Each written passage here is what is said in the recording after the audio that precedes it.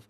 And so one of the most, just special places for me, especially in this season, is like a Christmas tree lot where you go. I remember being little and that being like the most magical place. It seemed like the trees, like it was the redwood forest in California. Like the trees were 30 feet tall and you can kind of escape from your parents, but within that orange, barrier that's around, construction barrier around the place.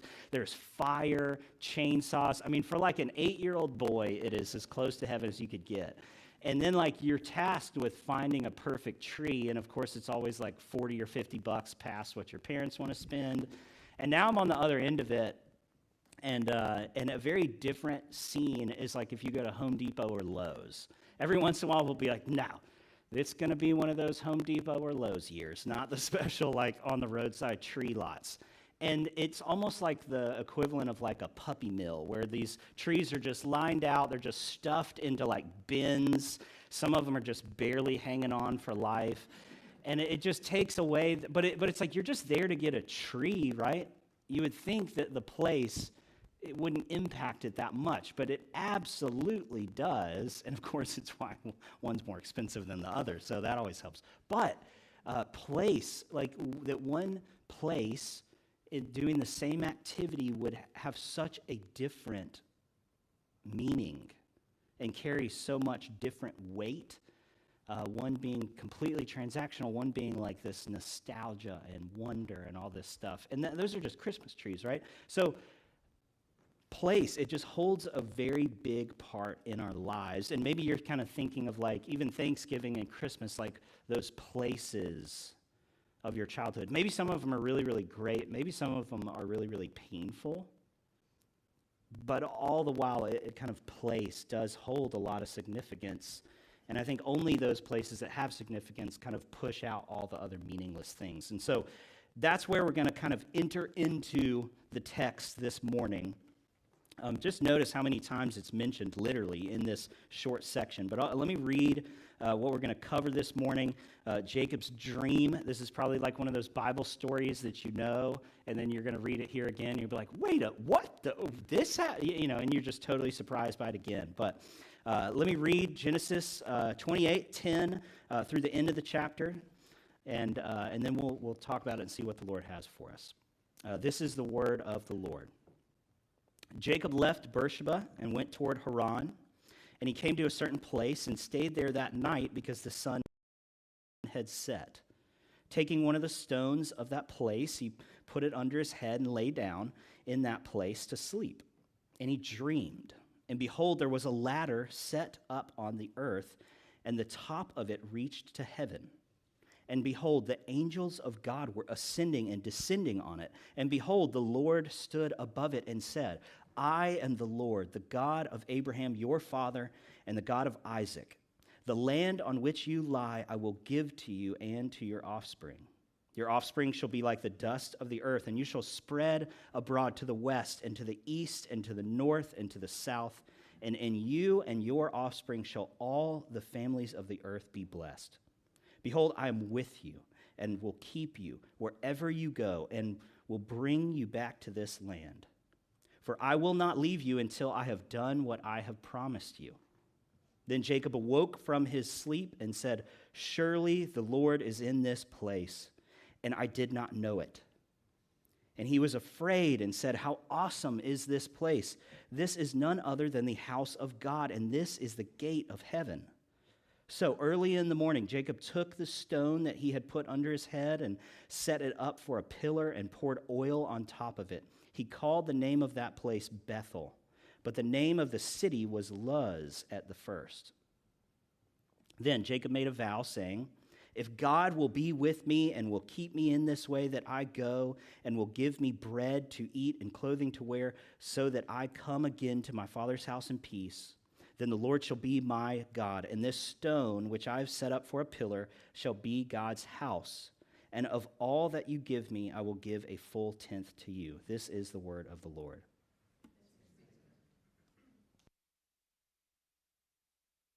Microphone, so you don't have to hear me just sniff at full volume. So there is no place that God's grace won't go to find us. There is no place God's grace won't go to find us.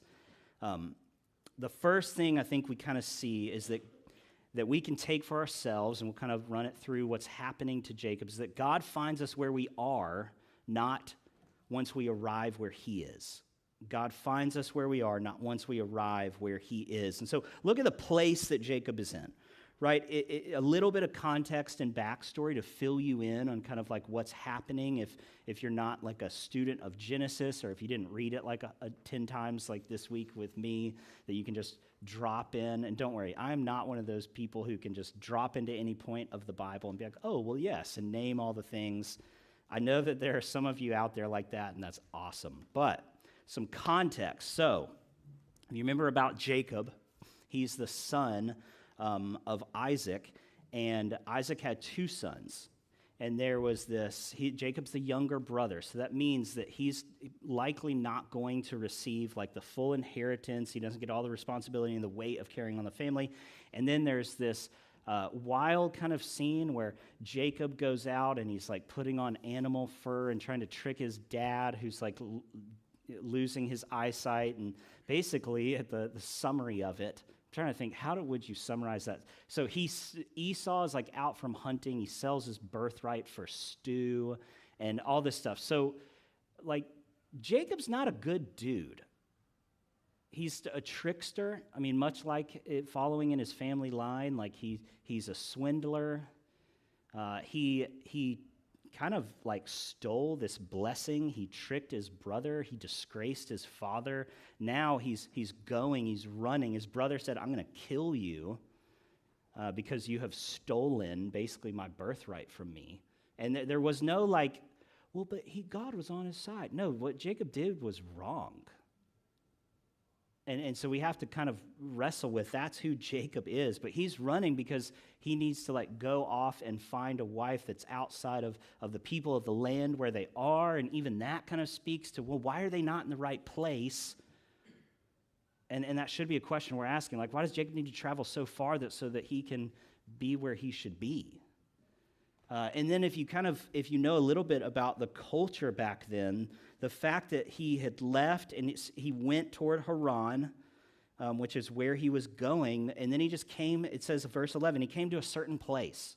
It's a very intentionally insignificant place that the writer wants us to kind of almost not notice but not notice. It's like, yeah, and he just came to a place. He's in the middle of the wilderness, traveling like thousands of years. There was no like Mapco he could have stopped off at, or like, Hampton Inn Suites if he wanted to upgrade or whatever. He was in the middle of nowhere, and it was extremely rare. Like only people in very bad situations or people who did not want other people to be around would they stop in the middle of the wilderness. And it even says that it was a city. It was right outside of a city. He wasn't far from everything. Like it had a name. So Jacob is on the run. He's kind of disgraced his entire family. He's stolen this blessing, and he's just leaving to a faraway land to go find a wife. And he stops in an insignificant spot to stay the night alone. And that's very important. And so even the intentionality behind how kind of insignificant the scene begins at. And so then Jacob has this dream, right? He just falls asleep. It says he put a rock under his head, and it's like, no, they didn't have rocks for pillows. Because I'm sitting there, I'm like, I can barely wake up in the morning with like a whole Tempur-Pedic setup. And Jacob's out there, just sleeping on a rock and up ready to take on the rest of the world. No, it was probably like some type of thing around his head, but that's just some dorky Bible trivia. But okay, so it says he dreamed. And then it says, and behold. So that's like, when you read that in the Bible, literally like, hey, look at this, right? That's what it's telling us to do. So, and behold, there was this ladder, or I know a lot of translations say kind of a stair step. And it was from the earth, reached to the top of the heavens. Remember, this is a dream. Behold, angels were coming up and down on it. And at the top of it, is God. And so just pick up on a couple pieces, and we'll talk about the dream a little bit later, what it says about God, but did you notice that God entered into Jacob's kind of whole place, his whole scene? Like God intruded into Jacob's life at that moment. Jacob was on the run, he was alone, he was lost, walking away from, or at least fleeing a brother who wanted him dead. And back then, it's not like, well, I've had some strife. That was huge.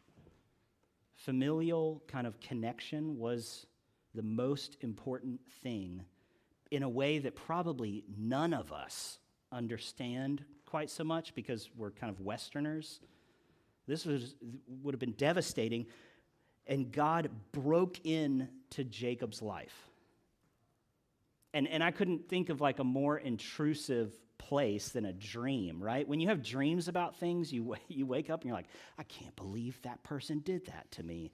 It feels so real and like intimate. And even my wife and I, Wesley, we've talked about how like, hey, you were really mean to me in that dream last night. And we'll like kind of carry it over into breakfast or whatever. It like such an intrusive personal space. But again, God finds us where we are, not once we arrive where he is. And so imagine thinking that Jacob did anything for God to come into his life.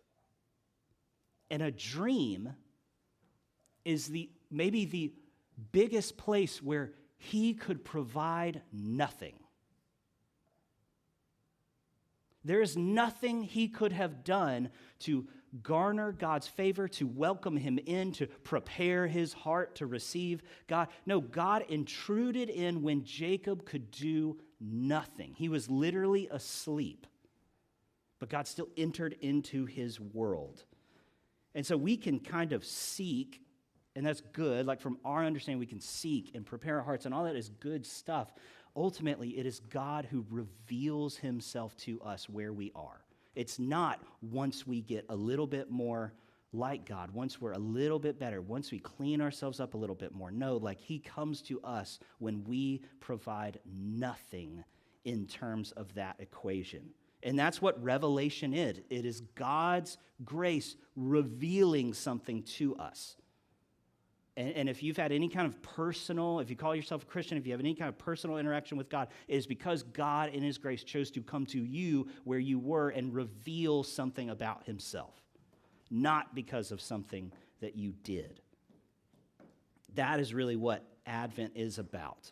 It is a people in darkness and God coming in to be the light in that darkness. And so I wonder, like place, we talked about Jacob's place and where this is, and if you saw all those times, like, oh, this place, like especially in the Old Testament, when words are repeated, like you can highlight them. That's not like I wonder if this is important. It's like, no, yeah, that's like one of the biggest ways to say this is important when you're reading the Old Testament, especially. But I wonder kind of more broadly what place you might be in right now.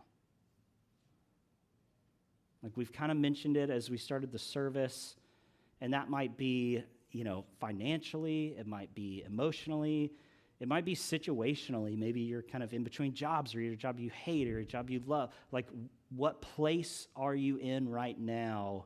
And just to pause long enough to think kind of where am I? And then, are you at least believing enough that God can intrude into that place if he's not there with you already? And so we can kind of seek and seek and seek, and that's good.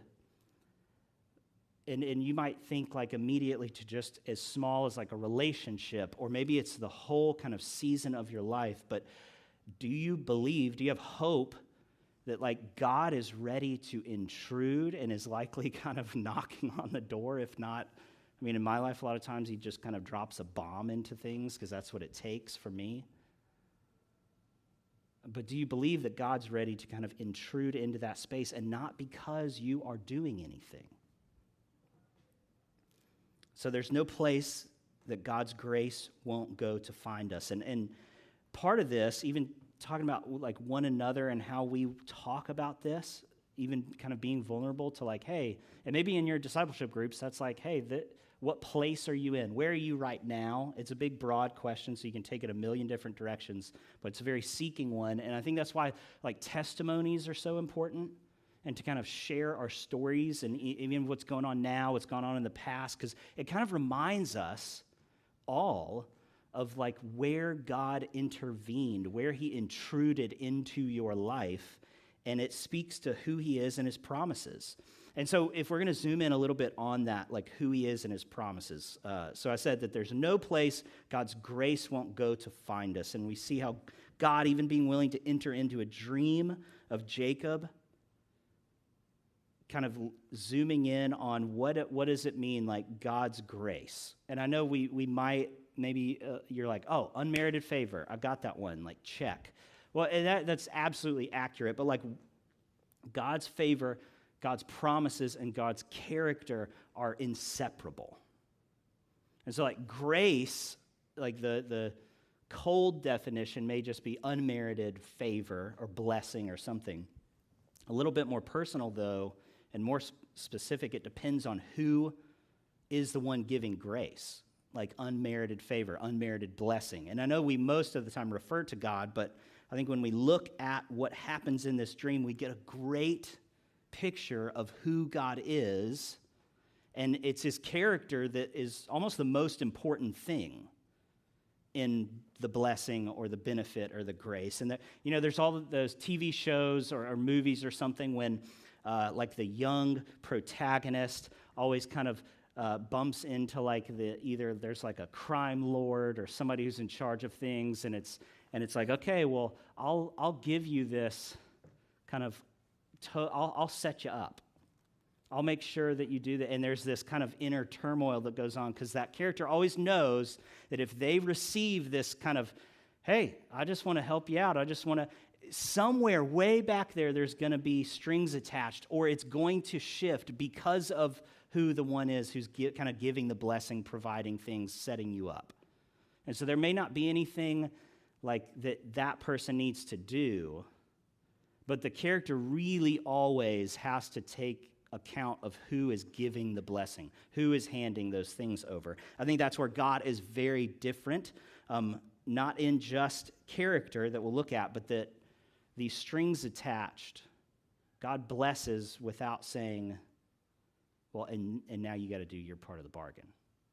That's how we can respond, but God's blessing isn't attached to that, mainly because he's, I think, unending, and he has resources that aren't ever fading, and so he can be generous like that. But, so look at God's character here, thinking about his favor, his promises, and who he is being totally inseparable, and kind of 12 to 15, to look at more at that dream, because really what this is, and really what Genesis is not a story of a bunch of Bible characters. It's a story of God and how he reacts and blesses and kind of keeps all these people like you and me from making a mess of everything, I think existentially, although you're like, they sure made a mess, and they did. But so look at 12 through 15. So just notice some of these characteristics of God. Just observe them for now. So it says, Jacob dreamed, and there was a ladder set up on the earth, and the top of it reached up to heaven.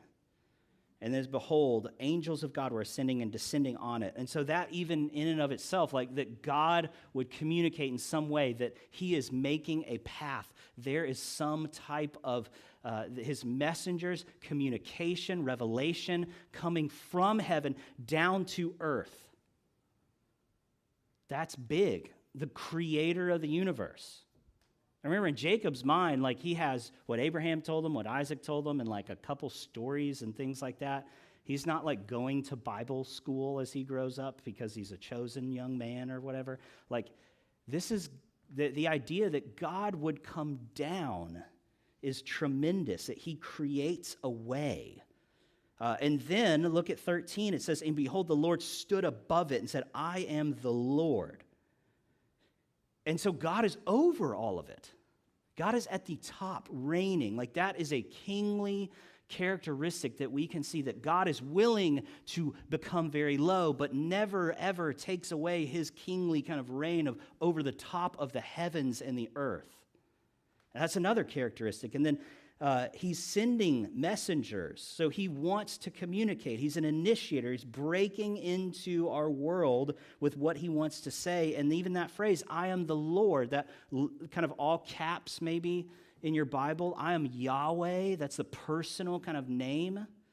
It's not king, but chose to say, this is who I am in a way that is different than just being a God, which is El, which is kind of Beth El, house of God, which Jacob later names it.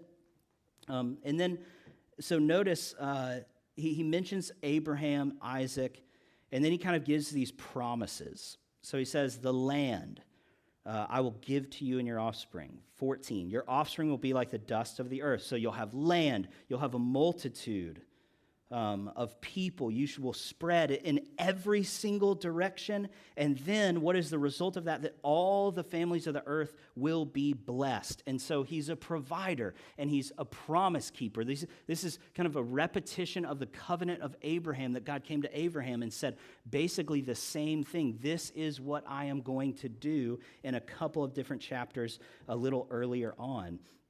And so the land, the offspring, multiply, blessing of the nations, presence, protection, and then even a little bit later, behold, I am with you. I will keep you. I will bring you back. And so if family and provision and land and offspring were not the most important thing, it's like, well, somebody's got to keep this fool alive. And God's like, yeah, and I'm going to do that too. And even if you're kind of, you remember some of these Bible stories, like they will run into trouble. Jacob, his life is on the line because of his own trouble he's created. And God is saying, I'm going to be there. I'm going to keep you. Even kind of some like ominous foreshadowing where it's, I'll bring you back. You're going to go far off, but I will bring you back. And so this promise keeper that he has kept all the way through, I'd probably say Genesis 3, but certainly Abraham to Isaac to now Jacob. And it's not just like from our side of things, it's not just like, oh, wow, God is faithful, which he is, or God's keeping his promises in the Abrahamic covenant, let's go, right? It's not just that. And like you'll hear me all the time try to push the kind of corporate nature of the Bible and God's people. Like I think as Americans, we read it hyperly individualistically. And so I'll always fight in that direction just to kind of give us a balance, because most everywhere in the Bible is about us. Like I'll say it a million times, and I'll say it a million times more, but like all the epistles, about 90% of the time when Paul says, and you should, it's y'all should. But here it gets real personal. Here it gets really individual for Jacob. Think about Jacob as a person, right? Not just the old Bible character. Jacob as just a man on the run, a younger brother, kind of a sketchy trickster. And he's just grown up as this kind of Yahwist that his grandpa would talk about and now pass it down to his dad. And they talked about Yahweh, this God who came to them and promised all this stuff. And Jacob's just kind of grown up into that religion, really. But now it gets really personal, where God makes this personal, individual, revelatory promise to where he takes just what Jacob grew up into of kind of being a Yahwist who serves this God named Yahweh. Remember, we don't have all this context of Israel and all that stuff. His name will be changed to Israel. We don't have all that. It's just Jacob being a guy who grew up in this kind of religious system, but now it hits home with him and becomes real. And so it's probably the path that many of y'all took, and it's why like I love to see like anywhere from like kindergartners to late teens, early 20s kind of struggle and wrestle with faith if they grew up into church or if they grew up in the church. because they've just been growing up under their kind of parents' religion, which is not a bad thing. Like, that's what I'm trying to do for my kids. That's why we have Hope Kids. Like, we want them, we want to encourage them, we want it to, but at some point it has to become theirs, real, individualistic, not just what their parents have said. That's what happens here to Jacob. It becomes real for him. God connects with him on a personal basis, and that's why he responds the way he does. He wakes up, verse 16, and he says, "Surely the Lord is in this place." It went from just an insignificant, a certain place where he laid his head down to, the Lord is here with me. And then he says he's afraid, he's fearful. We talked about that a couple weeks ago. But how awesome is this place? This is none other than the house of God, the dwelling place of God, and the gate of heaven where God has come down to me. Reestablished and reminded the promises that I was just told, but now they're real to me, and I pray that y'all have one, if not that moment, but lots of those little moments that you can think back to and you can say, here's where God became real to me. And again, like, that's why I love those testimony things. As long as God is kind of the main character, I think he always is. It's just kind of how we see it or maybe give the spin. But so, again, like, there's no place that God's grace, these promises that are his character that are applied to the group, but also personally, that it will not go to find us. And so look kind of finally at once this grace, once these promises kind of built on God's character do land, do find us, it changes us. So we see Jacob's initial kind of reaction to the dream. Oh my gosh, how awesome is this place? God is here. And then look at kind of his response. He goes immediately to kind of consecration and worship.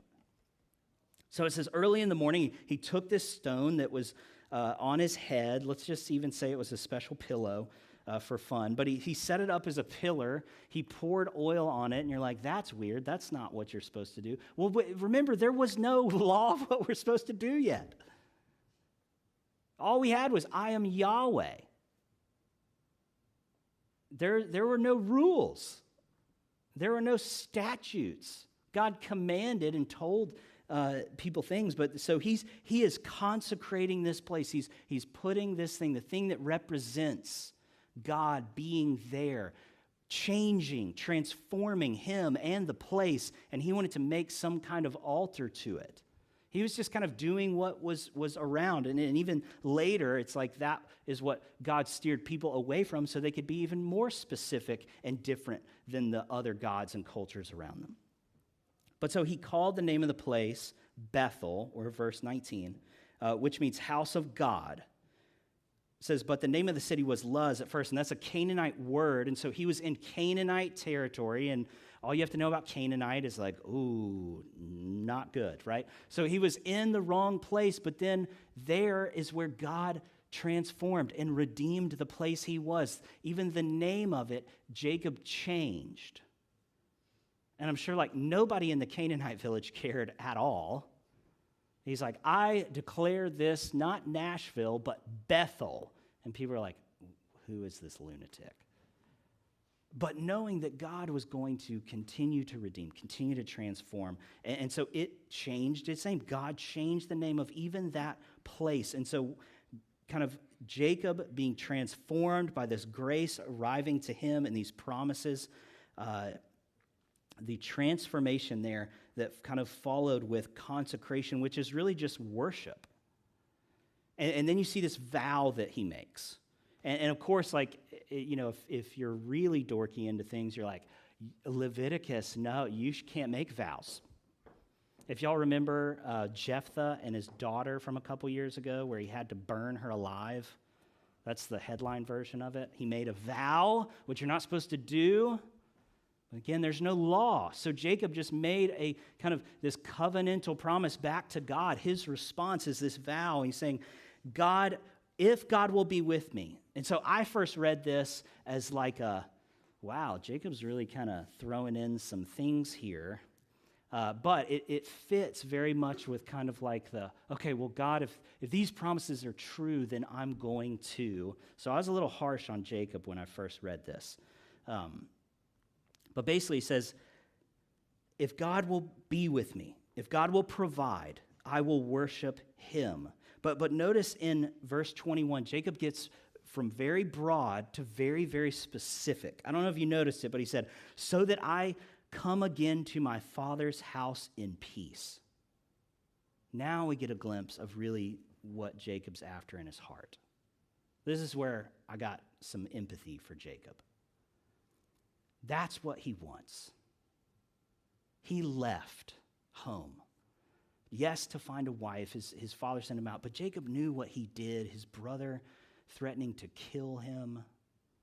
Like that weighing on him. And Jacob's going to go for 20 years.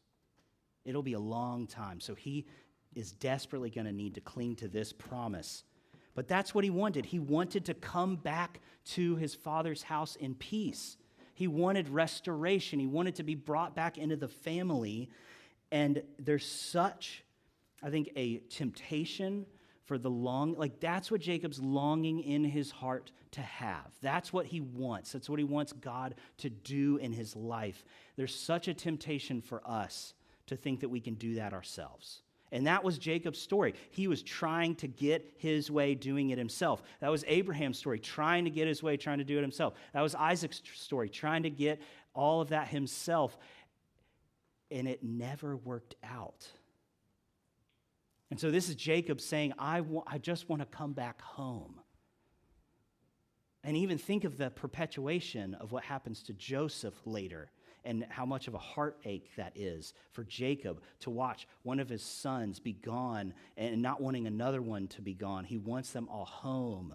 And so now it just fills in this story of Joseph being gone for decades away from home and then bringing them back home and creating a home in Egypt for them. I mean, you see how this story, it fills in with color once you kind of get to know the personal longings. And I think that's really where like sin will enter in and we think that we can create these things for ourselves. And we'll try to do it all ourselves. Meanwhile, God is ready to intrude into our lives and give us the longings of our heart. And that's what Advent's all about. It's that people were trying to make things work over and over and over. And the whole story of Israel, like the nation that will be named after this man, is trying to make a way themselves and it failing and failing and failing. And if we're any of us honest for any part of time, probably the biggest heartaches in our life are because we tried to make something of ourselves or make something work on ourselves, and it just didn't work out the way we thought.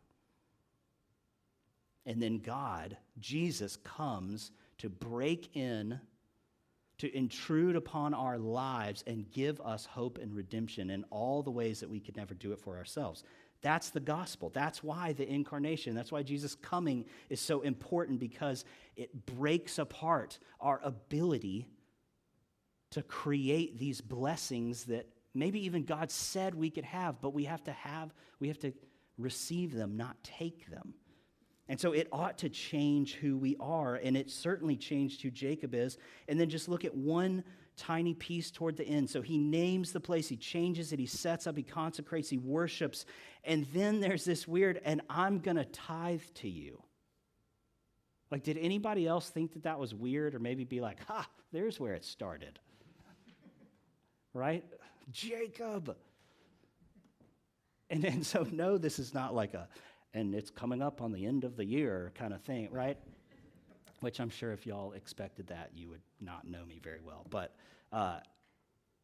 it's interesting that like I think it's important to at least think about like giving and tithing, right? He says, "I'll give a tenth to you, a full tenth to you." Well, Jacob just said, "I'm going to receive all this stuff from you, and I'm going to give a tenth back." Jacob understood that was a little ridiculous, right? It's like if my son is like, "Dad, the $5, thank you so much that you, or $10, I'll make the math easy, $10 that you give me for my allowance. You know what? You're such a good dad. I'm gonna provide $1 back to you. It's like, it's my money anyway. What I don't need this. So it's an act of worship. It wasn't a command. There was no intention. There's no, you must. Jacob's responding out of a worshipful, grateful heart and say, you're going to be my provider. You're going to be my God. You're going to keep me. You're going to bless me. And I'm going to give something back to you because it's a piece of my heart going back. I mean, that's why in 2 Corinthians it says that God loves a cheerful giver who doesn't do it out of compulsion. There is no compulsion here. There is no law here. This one commentator said that Jacob, it was giving out of the joy and response of his heart, and the Pharisees fetishized it. I was like, that's intense language. That's why I was like, whoa. Like they made that into something dead, not out of worship.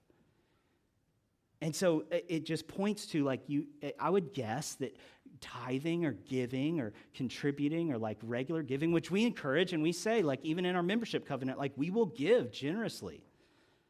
It's a worship thing. It's not a law thing. And I think the second that it becomes a demand, a law, and an end of itself, it goes to death. And this highlights that this is a life-giving thing. It was part of worship for Jacob. And so I'll kind of close with this from Romans 12. So Romans 12:1, I appeal to you, therefore, brothers, by the mercies of God, to present your bodies as a living sacrifice, holy and acceptable to God, which is your spiritual worship. And so that's, we're giving all of ourselves to God in this devotion. And once we have encountered this grace, our response is this devotion. And then it turns from the personal back to the church. That's what Paul does. If you've experienced the grace of God, then now what? Live your entire lives as spiritual worship to God. And even think about the connections of like the place of where God was used to be out here, and now it's in here because of Jesus. And then Paul says, for as in one body we have many members, and the members do not all have the same function, so we, though many, are one body in Christ, and individually members of one another. So he's taking the individual, if you've received the grace of God, if you've known these promises, if God's grace has come and it has found you, then realize that we all have strength inside the church for one another, having gifts that differ according to the grace given to us. He says, let us use them. And even kind of connecting back with Jacob, the one who exhorts in his exhortation, the one who contributes in generosity. And so Romans 12:8, it lists all these ways where the promises of God, once they land on us, then become this response of consecration and worship. And that's what we see, that God's grace changes us. It takes this scoundrel, cheating, kind of planning to rob his brother out from provision, from protection, from wealth, and then it makes him this father of all, like the nation of Israel, who then says, and I'm going to give away some of my resources. Once it found him, it changed him. And so, again, like, what place are you in today? And do you believe that God is there, is probably knocking, ready to intrude and redeem that place? Because there is no place that God's grace won't find us. Let me pray. Lord, help us just to receive your goodness and your blessing for us. Lord, and help us respond not out of compulsion, but out of joy, out of transformation, out of a renewed heart and excitement to worship you. And so all the places in our lives, whether they're metaphorical or literal, help us invite you into that and really welcome your Spirit to redeem it. for your glory and for your worship. We pray in your name. Amen. Let's stand and sing together.